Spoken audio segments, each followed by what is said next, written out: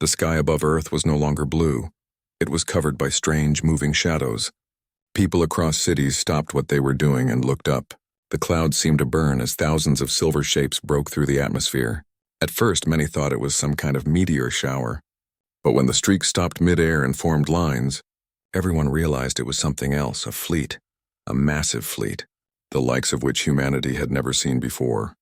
The Galactic Dominion had arrived. Their ships were vast and beautiful in a cold and deadly way, like floating temples of steel. They filled the heavens until sunlight itself seemed to fade. Across the world, panic spread. Governments tried to make contact, but the signals were met with silence. Then a voice came through every screen, every radio, every device. "We are the Dominion," the voice said, calm and emotionless. "Surrender your planet and you may live." The message repeated in every language known to Earth. It wasn't a negotiation, it was a warning, and humanity understood that something terrible was coming. In Washington, underground in a secure chamber, world leaders gathered, faces pale, hands shaking. The president looked to the generals. "Can we fight them?" he asked General Ethan Cole. The man known as the Iron Strategist stood tall, his eyes fixed on the satellite feed showing the alien fleet. "If we can't," he said quietly, "then we learn how." Meanwhile, high above the planet, the Dominion fleet prepared to strike. Their commander, a tall alien with gray skin and eyes like glass, watched Earth with curiosity. "This world has potential," he said. "It will serve the Dominion well." His second-in-command, a creature with 6 limbs and a voice like grinding metal, replied, "Their defenses are primitive. This will be swift." But down on Earth, in the deep bunkers of the Rocky Mountains, humans were already working on something the Dominion didn't expect. A silent protocol was activated. Project Aegis, a defense plan buried for decades, created after the first unknown signal detected from deep space years ago. While the world above screamed in panic, underground halls came alive with red lights. Engineers, soldiers, and scientists moved fast, unlocking old systems that hadn't seen daylight in generations. Old machines hummed, reactors powered up, and hidden launch silos opened like eyes awakening from sleep. Outside, the first alien ship descended through the clouds, its weapons glowing like the heart of a star. It hovered above New York, massive enough to cast shadow over the entire city. The alien commander gave the order. "Begin cleansing." A beam of light shot down. Buildings crumbled, streets melted, screams filled the air. Humanity's first battle was one of helplessness. But even in despair, there was defiance. A group of fighter jets rose from a nearby base, tiny compared to the alien vessel. Yet they flew straight into the fire.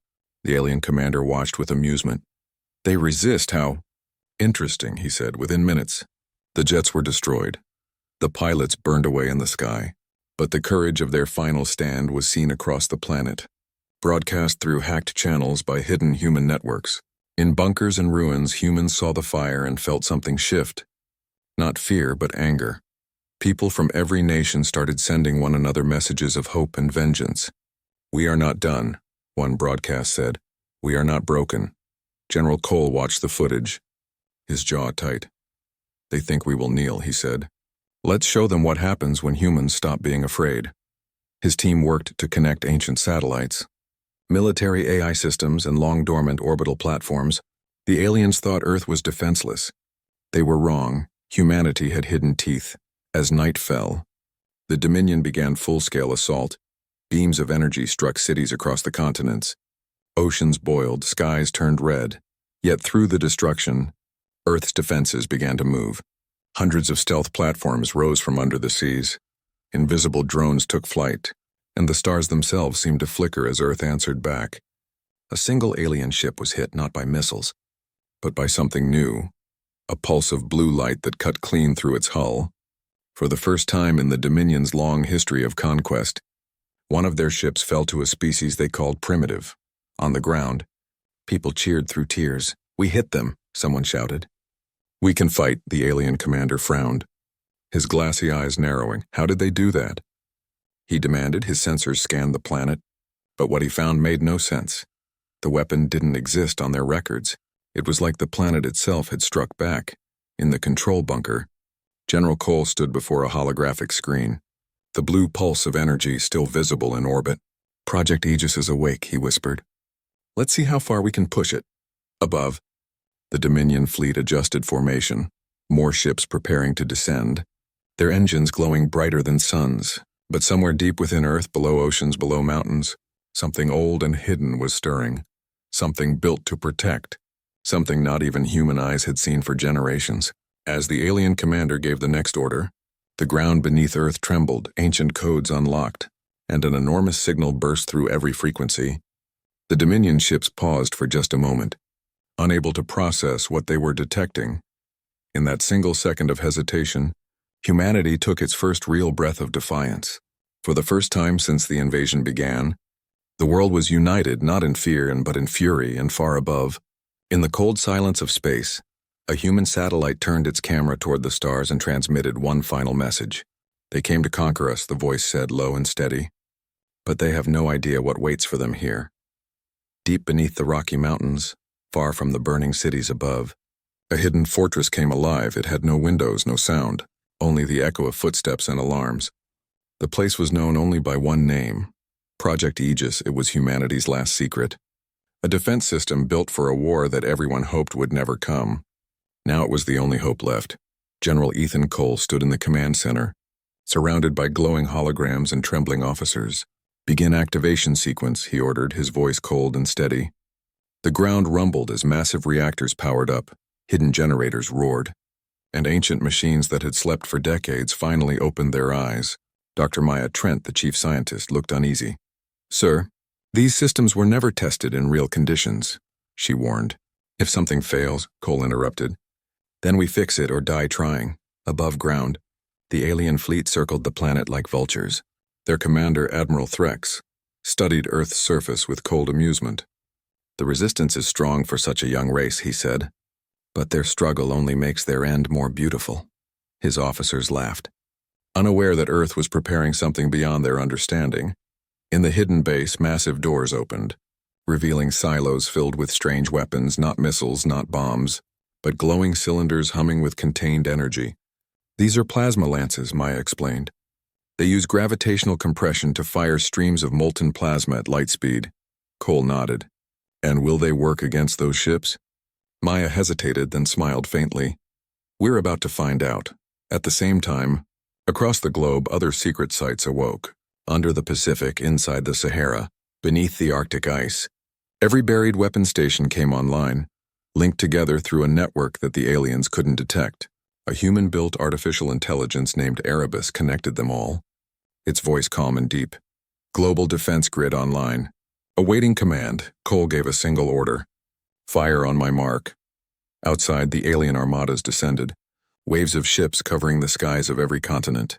They opened fire, beams of pure energy that burned through the clouds, turning oceans to steam. But before their second volley could hit, Earth struck back.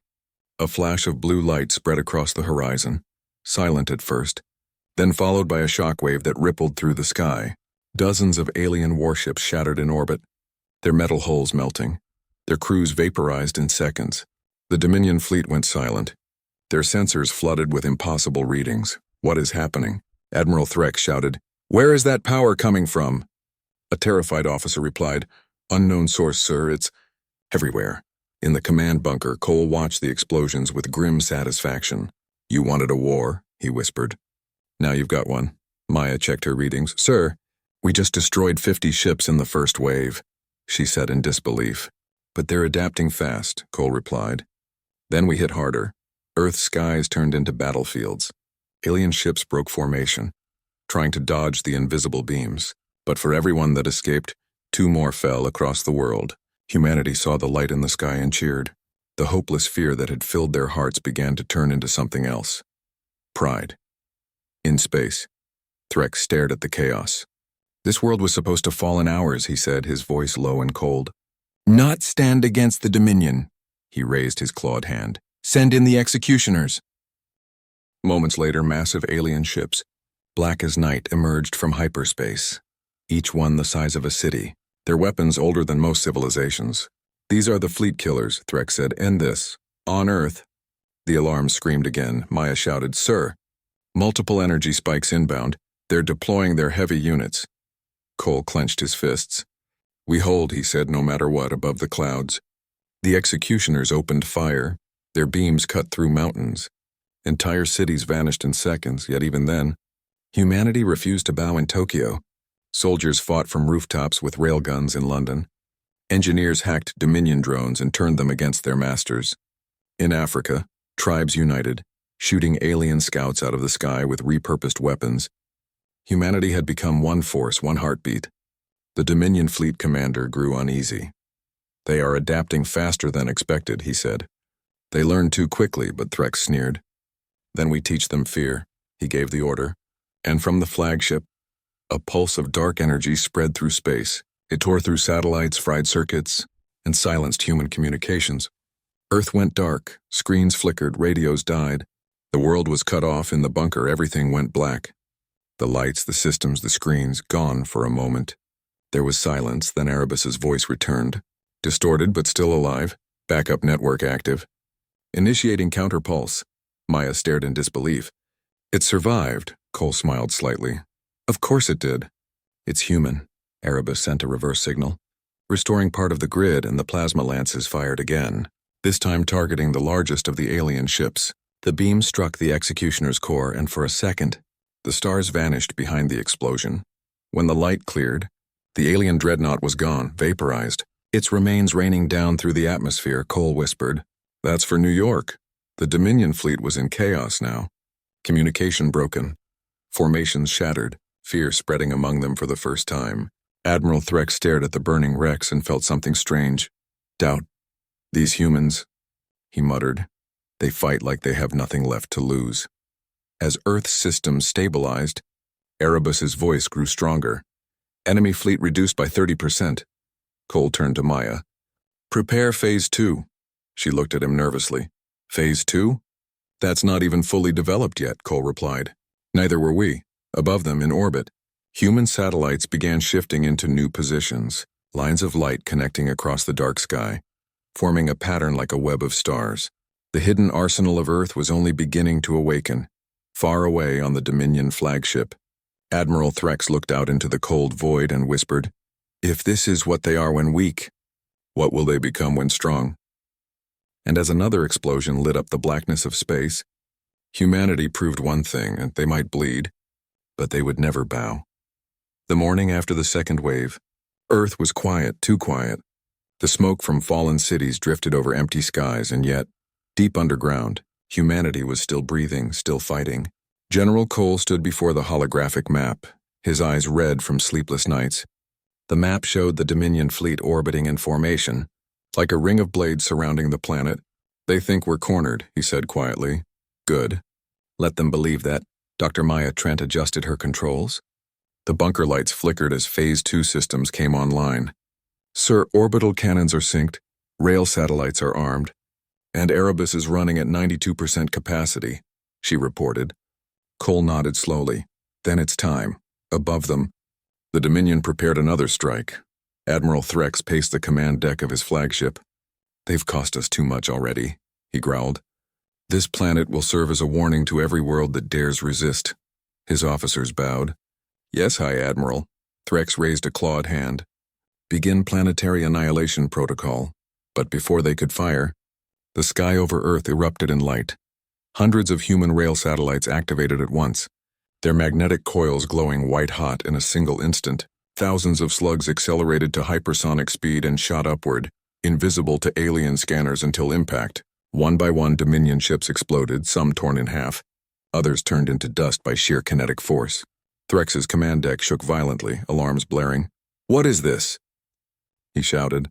"What weapon are they using?" An officer screamed. "They're projectiles. No energy signature, pure matter acceleration. They're throwing metal at us." Threx stared at him in disbelief. "Impossible." But it wasn't impossible. It was human. From the command bunker, Cole watched the live feed as alien ships fell like burning stars. "That's the sound of evolution," he said. "Simple, brutal, effective." Erebus's calm voice filled the room. "Enemy losses 38%. Orbital control shifting to human forces."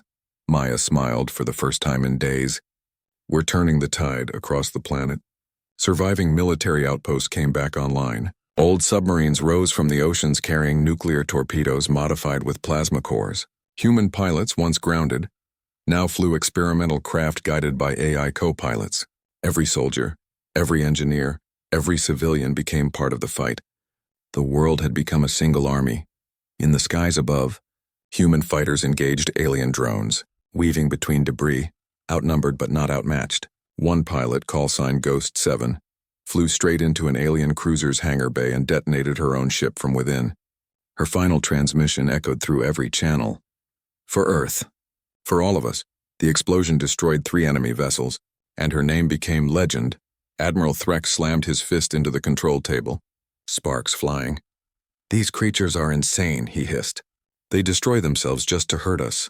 His second-in-command looked uneasy. "Sir, that is what makes them dangerous." Meanwhile, on Earth, Cole and Maya analyzed the captured alien control cube recovered from a wrecked Dominion scout. Inside, they found encrypted data, maps of hundreds of planets marked as conquered, each one labeled pacified. Cole stared at the images, thousands of civilizations erased. "They've been doing this for centuries," he said softly. Maya looked at him. "If we win here, we're not just saving Earth," she said. "We're freeing the galaxy." Cole clenched his fist. "Then we'll make them remember our name." He turned to Erebus. "Can we connect to their network through this cube?" Erebus's digital voice replied, "Yes. But doing so will expose our systems to Dominion counterattack." Cole smiled faintly. "Then let's make sure the first thing they see is fear." Moments later, the Dominion fleet's communication systems flickered. Their screens filled with static, then with images of human cities, burning. But standing, ruined but alive, a message followed. Broadcast to every ship, every channel, every Dominion commander. "This is Earth," the voice said. "You came to conquer us, but you woke something you cannot kill." The alien crews froze. The humans had hacked their own network, broadcasting defiance across the stars. Admiral Threx growled, "Cut the signal!" But it was too late. All across the fleet, Dominion soldiers watched as human forces counterattacked, their courage spreading like wildfire through the void. For the first time in history, the Dominion's enemies weren't running. They were fighting back. On Earth, Cole stood before the global communication screen, addressing survivors across continents. "This is humanity's hour," he said. "We fight not just for ourselves, but for every voice the Dominion tried to silence. Today we strike back." As he spoke, human fleets launched from hidden bunkers and carrier stations. Hundreds of reactivated ships rose from oceans and deserts, each one glowing with blue energy. They had no fancy names, no sleek design, but they carried something stronger: human will. In orbit, the battle turned into chaos. Dominion destroyers collided with one another, their formations shattered. Human ships cut through them with ruthless precision. Threx's voice shook the comms. "All ships fall back to defensive pattern." But it was useless. The humans had already broken their rhythm. Every Dominion vessel that tried to retreat was hunted down not for revenge but for survival. And then it happened. The alien flagship itself came under fire. Rail slugs pierced its hull, tearing through decks and power cores. Explosions rippled along its surface, Cole ordered. "Aim for the command bridge," Erebus complied. And the final shot struck true. The flagship split apart, burning as it fell into Earth's atmosphere. Threx's final words were drowned in static as his ship disintegrated. When the flames cleared, silence filled the sky. The invasion that was supposed to crush humanity had been broken. Maya stared at the monitors, tears in her eyes. "We did it," she whispered. Cole shook his head. "No," he said, "we survived. Now we prepare." She frowned. "Prepare for what?" Cole looked up at the stars, his voice cold and steady. "They won't stop. Not until they're sure we're gone and far away, beyond the shattered remains of the Dominion fleet, in the dark heart of the galaxy." A new signal pulsed. A message from the Dominion High Council. Deploy the silence field. Humanity's greatest victory was about to face its darkest test. The Dominion's defeat above Earth was not the end. It was the beginning of something far worse somewhere deep in the galactic core. The High Council watched the battle footage in silence. Then one of them spoke a single word. Silence. Moments later, a vast machine awoke among the stars. Blacker than night, older than any empire. It was called the Silence Field. A weapon that erased not only sound and signal, but life itself. Wherever its shadow fell, nothing spoke, nothing breathed, nothing dreamed on Earth. General Cole didn't know what was coming. His people celebrated, Survivors in the streets raised flags made from torn uniforms. For the first time in generations, humanity looked up at the sky and saw hope instead of fear. But hope was fragile and the universe was cruel. Dr. Maya Trent noticed it first. The instruments flickered. The satellites went silent one by one. "Sir," she said softly. "Something is blocking every frequency," Cole frowned. "A jammer?" Erebus's voice interrupted, glitching and broken. "No signal detected beyond the veil." Then silence, complete silence. The command room went dark. No sound, no static, not even breathing. It felt as if the air itself had frozen. The officers looked around in panic, trying to speak but hearing nothing. Their voices vanished before leaving their mouths. Outside, cities that had survived the war went quiet. Birds stopped mid-flight. Ocean waves froze in place for a heartbeat, and then the world convulsed. Entire power grids burned out. Hearts stopped. Machines died, and for a moment, humanity felt the true weight of cosmic fear. In orbit, the Dominion's remaining ships advanced under the cloak of silence, invisible and undetectable, their weapons charged with stolen energy from dying stars.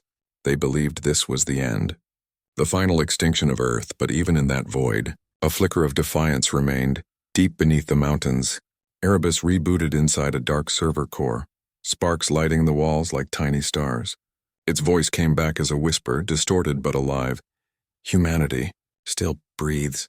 Dr. Trent stared at the screen, tears on her face. She couldn't hear her own cry, but she felt it. She started typing commands, linking backup circuits through analog wires, through radio towers that hadn't been used since the 20th century. If technology couldn't speak digitally, then humans would speak in old ways. Cole saw her plan and nodded. He started sending Morse code through physical lights, through signal flares, through anything that could still move. The sky filled with blinking messages across continents, one phrase repeated again and again. "Stand firm." The Dominion commanders watched in confusion as the planet beneath them began to flash with light. The weapon had erased sound, but not will. "They communicate with fire?" one alien asked. Threx's replacement sneered. "Let them burn. The field will finish them soon," but it didn't, because in the deepest ocean trench, one human submarine, the Vanguard, had survived untouched. Its old analog systems immune to the digital kill field. The crew saw the silence spreading above and made a choice. They surfaced, connected a direct cable to an abandoned orbital cannon, and rerouted its power core. Maya's calculations had shown a single chance. "If we overload the core," she wrote in chalk on the wall, "it will create an inverse resonance. Maybe we can push the silence field back." Cole placed his hand on the console. Even without sound, his lips formed the words, "Do it." The Vanguard's core roared. Light filled the oceans. Water boiled into steam, and a pillar of blue fire shot into the sky. Striking the edge of the invisible field, for a heartbeat nothing happened. Then the star screamed back to life. Sound returned like thunder. Radios burst alive with chaotic noise. People cried, shouted, laughed all at once. The Dominion ships staggered as their systems malfunctioned. Their cloaking shields flickered, revealing them across the atmosphere. Cole shouted into the comms, "Now! All units fire!" Railguns, missiles, and plasma lances unleashed at once. The sky turned into daylight. Alien ships exploded in brilliant silence. One after another, Erebus, fully awakened, reconnected to the planetary grid. Silence field weakening. Power drain detected in orbit. The Dominion admiral realized too late what had happened. "They reversed the field," he said, his eyes wide. "They turned our weapon against us," as he spoke. His ship's core imploded, collapsing into itself. Swallowed by its own silence on Earth, people fell to their knees as the blue glow faded. The air felt alive again. The waves moved, the wind returned, and humanity stood in the ashes but not broken. Cole looked at Maya. "We survived the impossible," he said. His voice hoarse, Maya smiled weakly. "Maybe impossible just means human," but Erebus interrupted, its tone darker now. "Warning. Remaining Dominion fleets regrouping beyond lunar orbit. Energy surge detected." "They are not retreating," Cole frowned. "What are they doing now?" The answer came seconds later when the stars shifted, and a massive shadow covered the moon, larger than any ship seen before, a fortress world descending from hyperspace. The Dominion had unleashed their final weapon, the Eclipse engine, a construct powered by the silence of 1,000 dead worlds.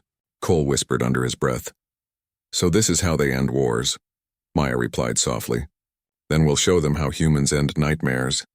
And as the gigantic shadow began to darken Earth once more, humanity readied its final stand, not for victory, but for memory, so that the galaxy would never forget the day Earth refused to die. The shadow of the eclipse engine swallowed half the moon.